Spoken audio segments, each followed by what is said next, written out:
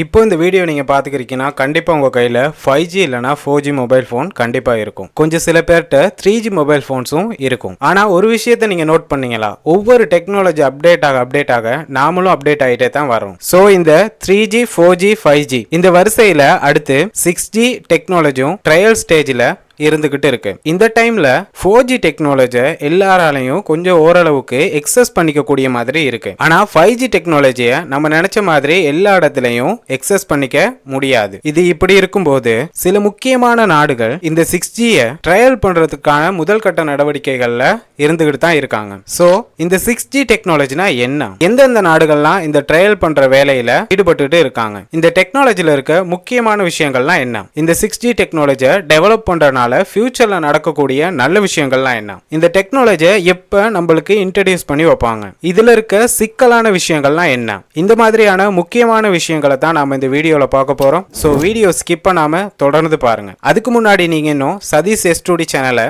Subscribe and follow பண்ணிக்கலனா கண்டிப்பா follow பண்ணிக்கோங்க. அப்பதான் நான் அப்லோட் பண்ற வீடியோஸ் எல்லாம் உங்களுக்கு வந்து சேரும். சோ இப்போ நாம வீடியோக்குள்ள போகலாம். இப்போ நாம யூஸ் பண்ற 4G நெட்வொர்க்கா இருக்கட்டும் 5G நெட்வொர்க்கா இருக்கட்டும் இன்டர்நெட்டை ஓரளவு எக்ஸஸ் பண்ணிக்க கூடிய ஸ்பீட்ல தான் இருக்கு. இதுவே இப்படி இருக்கும்போது 6G டெக்னாலஜி வரக்குள்ள இன்டர்நெட்டை நம்ம இதை விட வேகமா எக்ஸஸ் பண்ணிக்க கூடிய மாதிரி இருக்கும். இந்த 6G நெட்வொர்க் ஸ்பீட் எப்படி இருக்குன்னு சொல்றாங்கன்னா 5G நெட்வொர்க்கை விட 100 மடங்கு ஸ்பீடா இருக்குன்னு சொல்றாங்க. இதுல வேடிக்கையான விஷயம் என்னன்னா இப்போ வரைக்கும் நம்மளால 5G நெட்வொர்க்கையே ஃபுல்லா எக்ஸஸ் பண்ணிக்க முடியல. அதுக்கான வசதிகளும் ரொம்ப குறைவாவே இருக்கு. இந்த மாதிரியான ஒரு சந்தர்ப்பத்துல தான் 6G டெக்னாலஜிக்கான ட்ரையல் நடவடிக்கைகள்லையும் நிறைய நாடுகள் வந்து ஈடுபட்டு இருக்காங்க. இந்த 6G டெக்னாலஜி எப்படி இருக்கும் அப்படிங்கிறதுக்கு ஒரு உதாரணம் பார்த்தோம்னா, ஒரு HD மூவியை நாம டவுன்லோட் பண்றோம்னு வச்சுக்கோம். அந்த HD மூவியை நாம 5G நெட்வொர்க்ல டவுன்லோட் பண்ணோம்னா ஒரு நிமிஷத்துக்குள்ள நாம அந்த மூவியை வந்து டவுன்லோட் பண்ணி முடிச்சிடலாம். அது வெறும் 60 செகண்ட்ல அந்த மூவியை டவுன்லோட்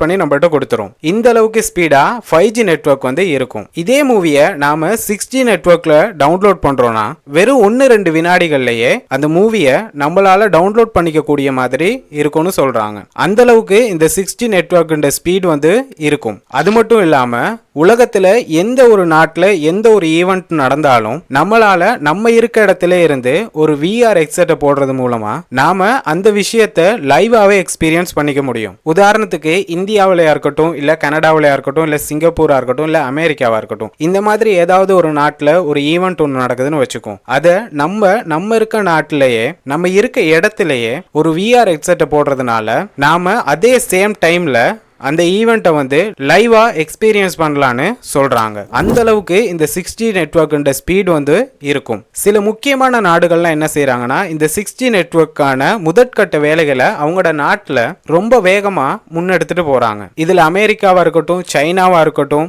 சிங்கப்பூரா இருக்கட்டும், ஜப்பான், ஸ்வீடன், சவுதி அரேபியா, இந்த மாதிரியான பல நாடுகள்லாம் இந்த 6G நெட்வொர்க்கான முதற்கட்ட வேலைகள்ல ரொம்ப பெரிய அளவுக்கு அவங்களோட டெவலப்மெண்ட் வேலைகளை செஞ்சுட்டு வராங்க. இந்தியாவில் இருக்கக்கூடிய IIT ரொம்ப வேகமா இந்த 6G டெக்னாலஜி டெவலப் பண்ற வேலைகளை செஞ்சுக்கிட்டு இருக்காங்க. இந்தியாவின் திட்டத்தின்படி 2030க்குள்ள இந்த 6G டெக்னாலஜி டெவலப் பண்ணி முடிக்கணுங்கிறதுக்கான வேலை திட்டங்களையும் செஞ்சுட்டு இருக்காங்க. இந்தியா இந்த டெவலப்மெண்ட்காக 240 கோடி இந்திய ரூபாய்களை முதலீடா செஞ்சிருக்காங்க. அதோட அமெரிக்காவும் அவங்களோட சோதனை திட்டங்களை ரொம்ப முன்மரமாவும் செஞ்சுட்டு வராங்க. தென்கொரியா அரசு சில தனியார் நிறுவனங்களோட சேர்ந்து, உதாரணத்துக்கு சாம்சங்கா இருக்கட்டும், மற்றது LG, இந்த மாதிரியான தனியார் நிறுவனங்களோட சேர்ந்து 6Gக்கான வேலை திட்டங்களை செஞ்சுக்கிட்டு வராங்க. தென்கொரியா அடுத்த 10 ஆண்டுக்குள்ள இந்த 6G வேலை திட்டங்களுக்காக சுமார் 200 மில்லியன் அமெரிக்கன் டாலர்களை முதலீடு செஞ்சிருக்காங்கன்னு சொல்லப்படுது. அடுத்ததா டெக்னாலஜி சம்பந்தமா பார்க்கக்குள்ள நாம இந்த ஒரு நாட்டை தவிர்த்து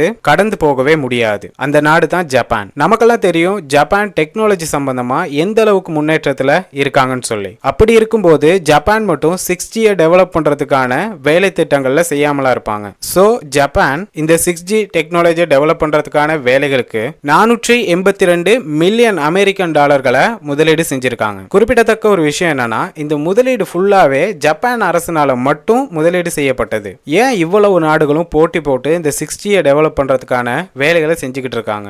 ஏன்னா இந்த 16 உலக வர்த்தக சந்தை மதிப்பு 2023 5.9 பில்லியன் அமெரிக்கன் டாலர்களா இருந்திருக்கு. ஆனா இதண்ட மதிப்பு எதிர்காலத்துல அதாவது 2032 எவ்வளவா இருக்குன்னு கணிக்கப்பட்டிருக்குன்னா 40 பில்லியன் அமெரிக்கன் டாலர்களா இருக்குன்னு கணிக்கப்பட்டிருக்கு. சோ தற்போதைய ஆண்டோட ஒப்பிடக்குள்ள அதாவது 2025 ஒப்பிடக்குள்ள 33 வரை இதண்ட சந்தை மதிப்பு வந்து உயர்வாக காணப்படும்னு சொல்றாங்க. இந்த 6G நெட்வொர்க்னால ஏற்படக்கூடிய நல்ல விஷயங்கள்லாம் என்னன்னு பார்ப்போமா. முதலாவது அல்ட்ரா இன்டர்நெட் ஸ்பீட், அதாவது 1 TB per second. நம்மளால யோசிச்சு கூட பார்க்க முடியாத அளவுக்கு இந்த இன்டர்நெட் ஸ்பீட் வந்து இருக்குன்னு சொல்றாங்க. இந்த காரணத்தினால தான் ஒரு மூவியை கூட நம்மளால 1 செகண்ட்ல இருந்து 2 செகண்ட்குள்ள ஃபுல்லா டவுன்லோட் பண்ணக்கூடிய மாதிரி இருக்கு. கண்டிப்பா 5G நெட்வொர்க்கை விட பல மடங்கு ஸ்பீடா தான் இந்த 6G நெட்வொர்க் வந்து இருக்க போகுது. இதுல எந்த ஒரு மாற்று கருத்துமே இல்ல.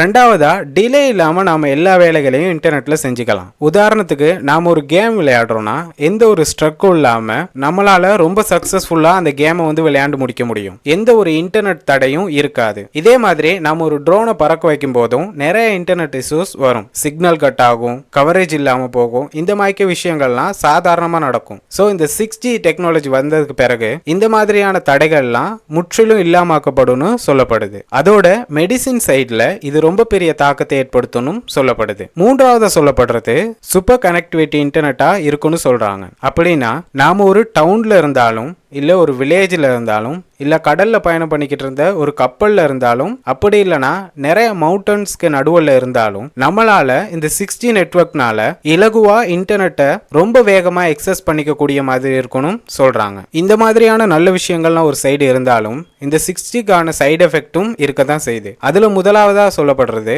ரேடியேஷன் அபாயம் வரணும் சொல்றாங்க. ஏன்னா இந்த 6Gயை பொறுத்த வரையில ஹை ஃப்ரீக்வன்சி வேவ்ஸ்னால உருவாக்கப்படுறது தான் இந்த 6G. இதனால மனிதர்கள் இருக்கட்டும் இயற்கையா இருக்கட்டும் இந்த ரெண்டு விஷயமுமே பாதிக்கப்படணும் சில கருத்துக்களும் முன்வைக்கப்படுது. இது சம்பந்தமான ஆராய்ச்சிகளை ஆராய்ச்சியாளர்கள் ஆய்வு செஞ்சுட்டு வரதாகவும் சொல்றாங்க. இரண்டாவதா இந்த 6G நெட்வொர்க்கை யூஸ் பண்றதுக்கு நாம ரொம்ப அதிகமா செலவழிக்க கூடிய மாதிரி இருக்கும்னு சொல்றாங்க. உதாரணத்துக்கு நாம ஒரு 5G நெட்வொர்க் யூஸ் பண்ணக்கூடிய ஒரு மொபைல் போன் எடுத்துக்கிட்டாலே அதோட பிரைஸ் எல்லாம் வந்து எங்கேயோ இருக்கு. சோ இந்த 6G நெட்வொர்க் வரக்குள்ள அதுக்கு அடாப்ட் ஆகிற மாதிரி மொபைல்ஸ் எல்லாம் உருவாக்கும் போது அதுக்கான செலவுகளும் ரொம்ப அதிகமாவே இருக்கும். சோ எல்லாராலையும் என்ன செய்யலாதுன்னா இந்த 6G நெட்வொர்க்கை வந்து எக்ஸஸ் பண்ணிக்க முடியாத அளவுக்கு இருக்கும். இது எல்லாமே நாம ஏத்துக்கொள்ற ஒரு விஷயமா இருக்கு. இந்த 6G டெக்னாலஜி பத்தின உங்களோட கருத்து என்னங்கறத கமெண்ட் பண்ணுங்க. வீடியோ பிடிச்சிருந்துச்சுன்னா லைக் அண்ட் ஷேர் பண்ணி விட்டுருங்க.